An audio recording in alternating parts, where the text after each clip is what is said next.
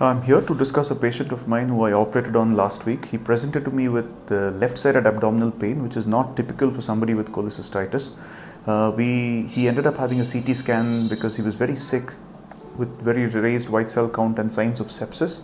The CT scan surprisingly showed us that he had a stone stuck at the neck of his gallbladder that was causing him severe cholecystitis with signs of impending perforation. What the challenge here was that patient was taking blood thinners, clopidogrel, for his ischemic heart disease, and ideally they would want us to wait for about 72 hours before we do the operation.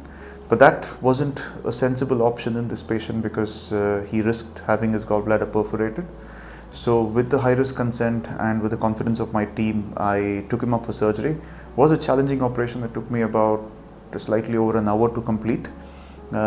Had to end up doing a fundus first cholecystectomy. This is something that you do in traditional approach. We don't often do it, and he's now had a fantastic result. I discharged him the following day after his operation, and on follow-up on day 3 or day 4 post-op, he looks $1 million. He doesn't look like he's undergone a major procedure and has had all boxes checked.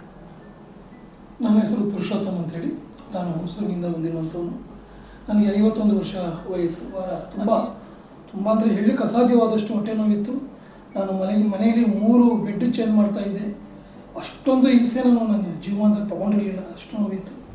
ಆ ನೋವು ಸಮೇತ ನಾನು ಅಲ್ಲಿ local ಡಾಕ್ಟ್ರಿಗೆಲ್ಲ ತೋರಿಸ್ದೆ. ಅವರು ಸಹ local surgery ನಾವೇ ಮಾಡಿಬಿಡ್ತೀವಿ ಎಂದು ಆದರೂ ಸಹ ನಾನು ನಮ್ಮ ನಿಖಿಲ್ ನಂಜಪ್ಪ ಸರ್ ಅವ್ರನ್ನ ತುಂಬ ನಂಬಿಕೆ ಮಾಡಿಕೊಂಡಿರೋದ್ರಿಂದ ನಾವು ಮೈಸೂರಿಗೆ ಬಂದ್ವಿ.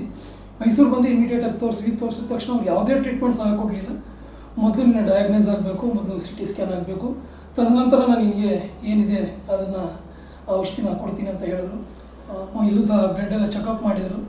ಆಮೇಲೆ ಮಾರನೇ ದಿನ ಬುಧವಾರ ಬೆಳಿಗ್ಗೆ ನಾನು ಆಪ್ರೇಷನ್ ಮಾಡ್ತೀನಿ ಅಂತ ಹೇಳಿದರು. ನಿಮ್ಗೆ ಏನಾದರೂ ನೋವು ಕಡಿಮೆ ಆಯಿತು ಅಂತಂದರೆ ನಿಮಗೆ ಶುಕ್ರವಾರ ನೋಡ್ತೀನಿ, ಅಷ್ಟೊಂದೇನು ಎಮರ್ಜೆನ್ಸಿ ಇರೋ ಮಟ್ಟಕ್ಕೆ ಕಾಣೆ ಅಂತ ಹೇಳಿದ್ರು. ಯಾಕಂದರೆ ನಾನು ನೋವು ತಡೆದಿದ್ದೆ, ಅಷ್ಟು ನೋವಿತ್ತು. ಬಟ್ ಆಮೇಲೆ ಯಾವಾಗ ಅವರು CT ಸ್ಕ್ಯಾನ್ ಮಾಡಿದಾಗ ಅದರಲ್ಲೇ ಅವರೇ ಹೇಳ್ಕೊಂಡು ಒಂದು ಅಲ್ಟ್ರಾಸೌಂಡ್ ಸಹ ಮಾಡಿಸಿದ್ರು. ಆಮೇಲೆ ಅದಾದ ನಂತರ ಇಮಿಡಿಯೇಟಾಗಿ ಅಡ್ಮಿಟ್ ಮಾಡಲಿಕ್ಕೆ ಹೇಳಿದ್ರು. ಅಡ್ಮಿಟ್ ಆದೆ. ಇವರೆಲ್ಲ ಬಂದರು, ನೀನು ಏಕಾಏಕಿ ಯಾವ ಡಾಕ್ಟ್ರ್ ನೋಡಿದೆಯೋ ಏನೋ ಗೊತ್ತಿಲ್ಲ, ನೀನು 2ನೇ ಒಪಿನಿಯನ್ ತೊಗೊಬೇಕಾಗಿತ್ತು, ಇನ್ನೊಬ್ಬ ಡಾಕ್ಟ್ರ್ ನೋಡಬೇಕಾಗಿತ್ತು, ಹಾಗೆ ಅಂತ ಹೇಳಿದ್ರು. ಬಟ್ ನಾನು 100% ಡಾಕ್ಟ್ರ್ ಮೇಲೆ ನಂಬಿಕೆ ಮಡಗಿದ್ದೆ.